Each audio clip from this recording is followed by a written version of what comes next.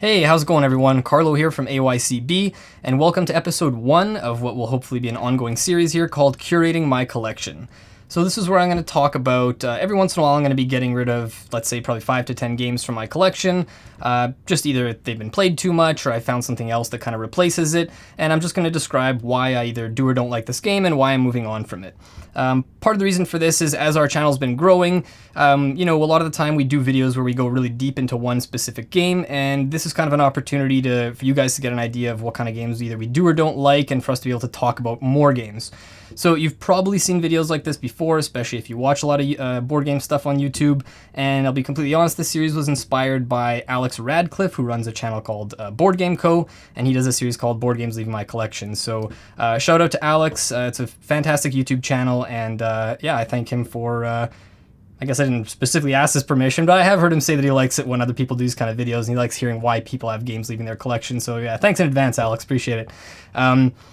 I will say, going forward, just for my criteria here, heavy or more complex games I tend to hold to a bit of a higher standard when I'm deciding what games to keep in my collection, just because a game that either, any combination of if it takes up more room on my shelf, if it's rules that are hard to remember, or if it's not going to get played as often, I just find it harder to justify keeping those games around long term. So you might see me getting rid of some heavier games that you think are really good, and I might hold on to some lighter games that aren't as good at times, but that's the reason why. So anyways, let's get right into it. Before I talk about the games I'm currently getting rid of, about a year ago or so I got rid of 5 games. They're the only 5 games I've gotten rid of so far, which were Settlers of Catan, which was obviously it's kind of a classic, but I've just played it like hundreds of times. I also got rid of 7 Wonders, Alhambra, a lot of these kind of older classic games that I feel there's just newer versions that kind of do the same thing better. I also got rid of Between Two Cities, just because I have Between Two Castles and Mad King Ludwig now, which to me is my preferred version. And I also got rid of Lanterns, which was a simple kind of tile laying game that I just have too many other tile laying games I prefer. So now we're going to go into the ones that I'm getting rid of now that I have here with me, starting with Merchants and Marauders. This was one of the very first games I owned, probably one of the first 10 games in my collection. I'm also getting rid of the Seas of Glory expansion, which I'll lay down here for now. If you're not familiar with this, it's basically a game where you're in the Caribbean and you're trying to decide whether you want to be basically a merchant or a pirate. So everyone gets a captain with a bunch of stats at the start of the game, like you've got scouting and influence and all this, and you start with your ship, and you can basically be a merchant and go around buying and selling goods and trying to seek out rumors to see if they're true. Or you can be a pirate and you can kind of go attack other people's ships and go steal from merchants and do that kind of thing. And depending what direction you go, you either have non-player pirates coming after you if you're a merchant, or you've got, naval ships coming after you if you're a pirate. It's a really involved game, probably takes, it says right on the box, 180 minutes. I think this came out about 10 years ago. It kind of has that crossover feel between the more classic style like North American games and like more modern Euro games, where there's a lot of like the resource management and stuff, but it also has a lot of dice rolling, a lot of randomness. And to me, the reason why this is leaving my collection is that I've probably played it about 10 to 12 times now over the last 7-8 years that I've owned it. Like I said, it takes about 3 hours, and every time I go more than like 6 months without playing this, I forget a bunch of the rules, hard to get back to the table, and again, it goes back to what I said at the intro. Because it's such a heavy game, it's competing with a lot of other heavy games in my collection that don't get played often. And at this point, I've played this enough times that it's not going to get played as much as something else. It's not going to be at the top of my list. So I'm kind of ready to move on and just have someone else be able to enjoy it. If you are at all considering Merchants and Marauders, I do highly recommend the Seas of Glory expansion with it. It comes with, I think, 10 or 12 little modules that you can pick which ones you add in. Some make the game shorter or longer, or make it less random or more random, so you can really tailor the game to how you want it.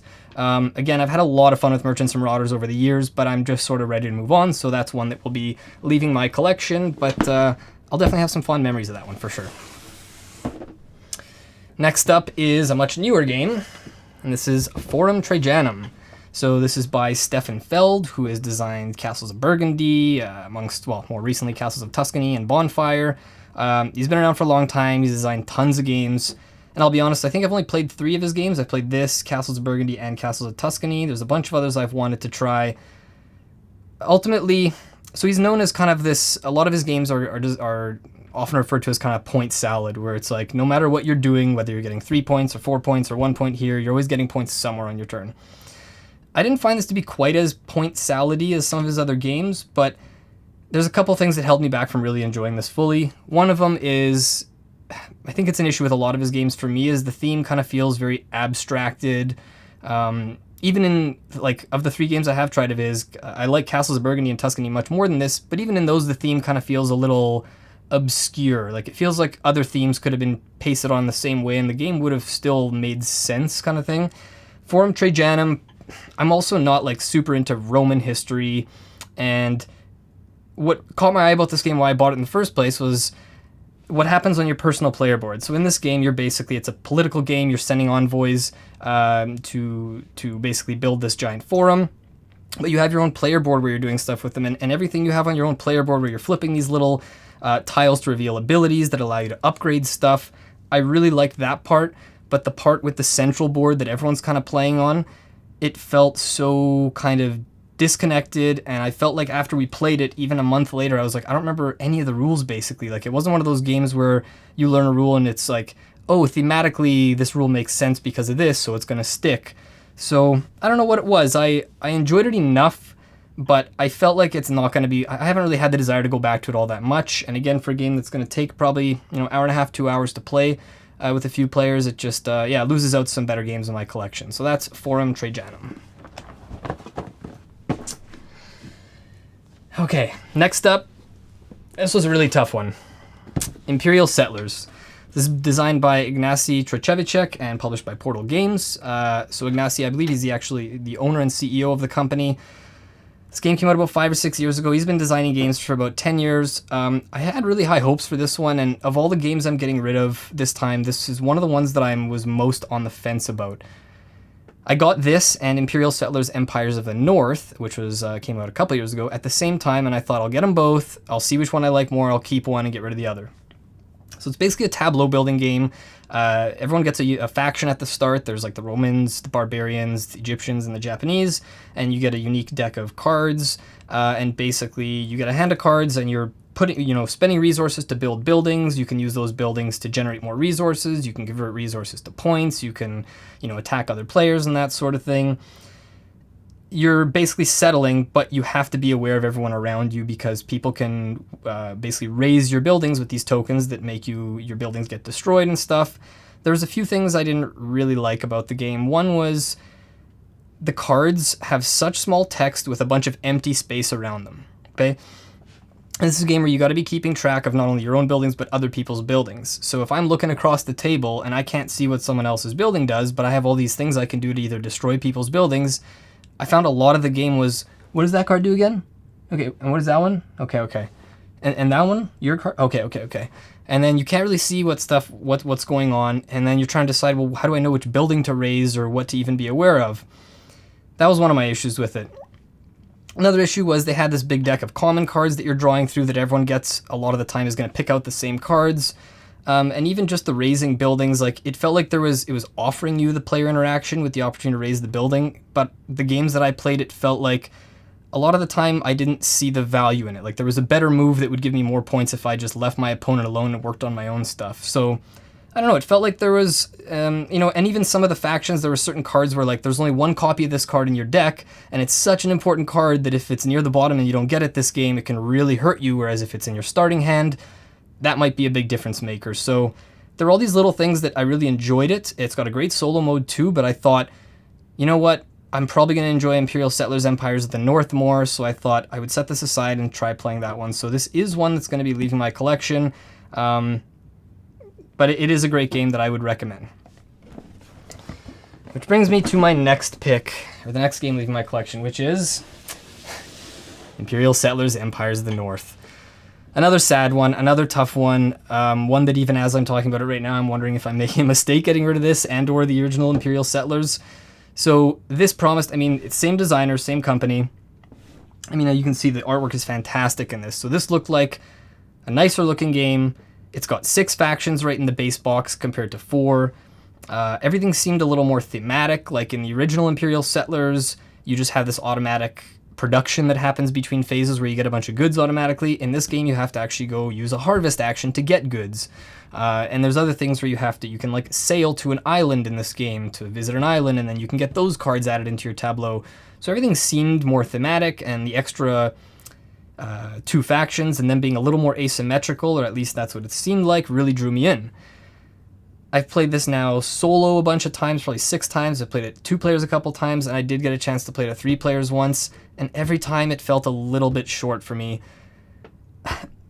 I feel like when a game promises asymmetric factions, maybe it's my fault for expecting too much. I was thinking of a game, like I played not too long ago, The Voyages of Marco Polo, where you get this crazy, feels like game-breaking power at the start, where like you're playing the game a specific way based on the power you have. And with Empires of the North, I felt like the promise of that was there, but it didn't quite feel like it lived up to it. There was 1 or 2 of the factions and maybe where it did feel more unique. It felt like what you were doing kind of pointed you in a different direction and made you play the game differently. But for some of them, it felt like whether I'm changing this resource into points, or a different faction is converting a different resource into points, or I'm doing this to this, a lot of the time I felt like, even though I'm using different resources or a different path, the start and the net result ended up kind of being similar. And the other thing was, I mentioned the sailing before. So you sail to these islands, you get these cards, but the island cards are pretty much the same as the buildings you're building. They don't have too much variety in how they work. Every building, every island you have in front of you at the end of the game is worth a point.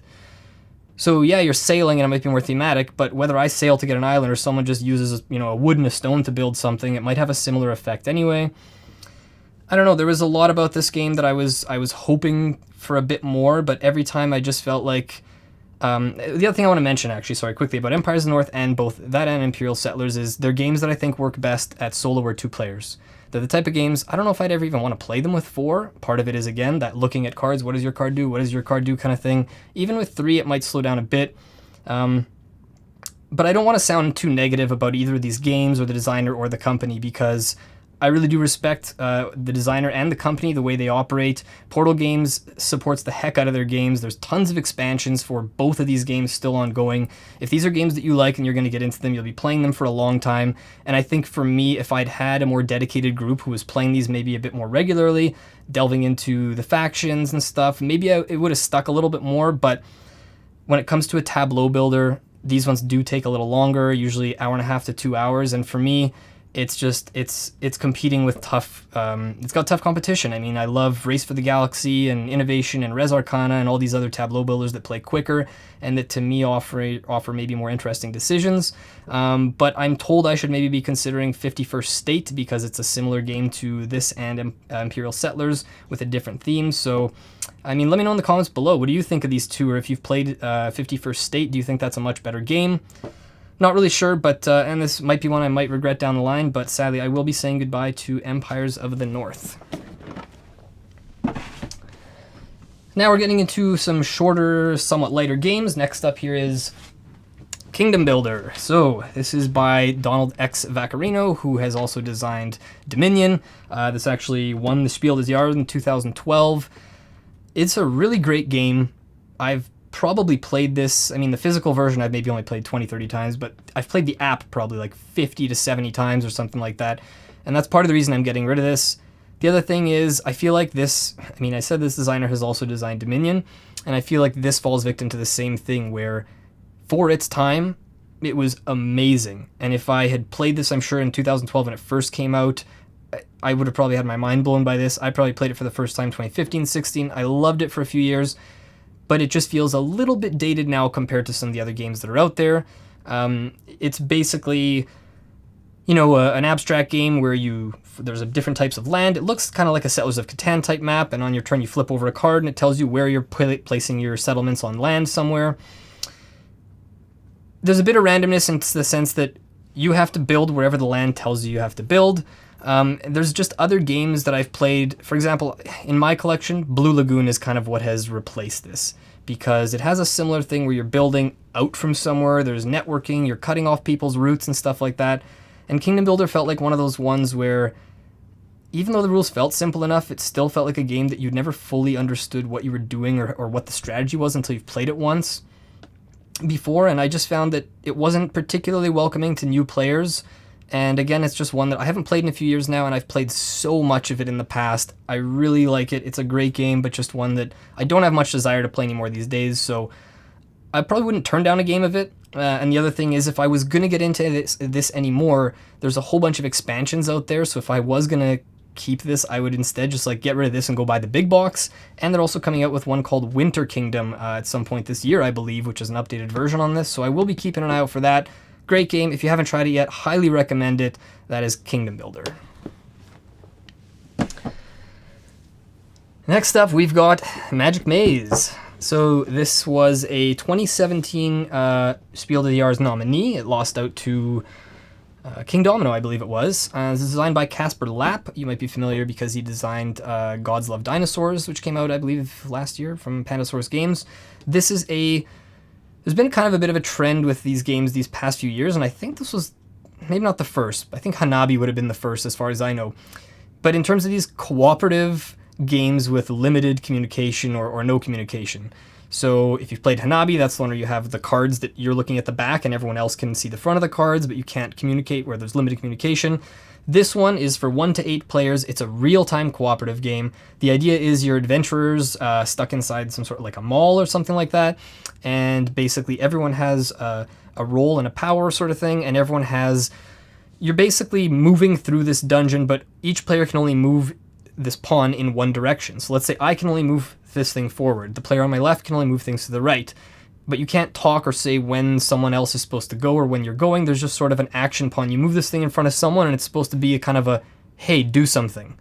So it ends up being a game of everyone sitting there in silence, putting this pawn in front of someone else, kind of nudging them to do something, and you're kind of like, well, I don't know what they want me to do. Like, I guess I'll move this thing forward. And when we tried playing, I found there were a couple times where, and this happens with a lot of these games, it happens with the mind as well, where people sometimes will bend the rules of the game in a way where they'll be like, no, don't do that. And you're like, well, you're not supposed to say that. And it's like, well, but you're not going to restart the whole scenario just because someone kind of said something. So you just keep playing. And then you do something and someone goes, oh, no, don't do that. And then, so you kind of have to be on the same page with everyone you're playing with. You have to sort of agree, like, let's all just, like, it's going to be more fun if we obey the rules. If we're losing and we're just going to try and cheat to win, then, like, it kind of defeats the purpose, you know, like, that's not the intention of the game. And what it comes down to for me with getting rid of this is it's been unplayed on my shelf for a couple of years. I don't play a ton of cooperative games, but when I do, like, The Crew, The Quest for Planet 9, which recently came out, is just an amazing cooperative game with that limited communication that I love. This is just, it's never going to beat out that. It would probably never beat out The Mind for me either. It just feels kind of random with, like, why is it that I can only move one direction? I don't know. It was an interesting idea, and I think, again, it sort of paved the way for this genre a lot. And it is a fun game. It's just not one that I've played much, and I don't see myself playing again anytime soon, so I will be getting rid of Magic Maze. Next up, we've got One Night Ultimate Werewolf by Bezier Games. This one I've had for at least 6-7 years, but I haven't played it in probably 3 or 4 years at least. It's a social deduction game where everyone gets a roll dealt out at the start of the game, or the round. The rounds usually take like 5 or 10 minutes. If you've played that Mafia, it's similar to that. You basically are either like a werewolf or a villager.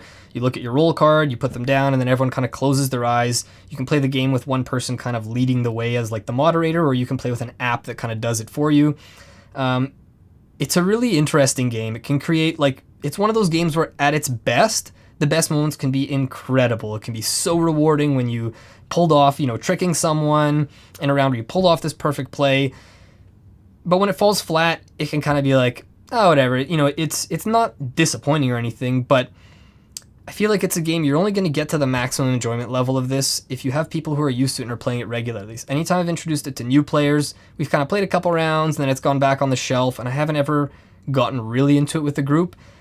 The other thing is, I'm not personally crazy about social deduction games. I'm never going to be the person who's like, hey, should we pull that game off the shelf where we see who's best at lying to each other? Like, I'm not saying there's, like, I know you agree to that. It's sort of a contract you're getting into in this game. I'm not saying that playing games with your friends where you lie to each other is bad. Not by any means. I've played a lot of those, and there's definitely a time and place. But for me, it's never going to be my favorite genre, and there's just been other social deduction games I've played since that I've enjoyed more. Actually, on the shelf behind me, Dylan somewhere here has Deception, Murder in Hong Kong. There's some other ones I want to try, so it's just a game that doesn't get much play for me these days, and I will be getting rid of it. That's One Night Ultimate Werewolf. And last on my list for this round is Welcome to the Dungeon. This is one of these small box games from Yellow. I think it was like 10 or 12 bucks. Totally worth it. I've gotten tons of play out of this over the years, but it's one that I haven't come back to in probably 2-3 years now, just because I think I kind of saw all it had to offer.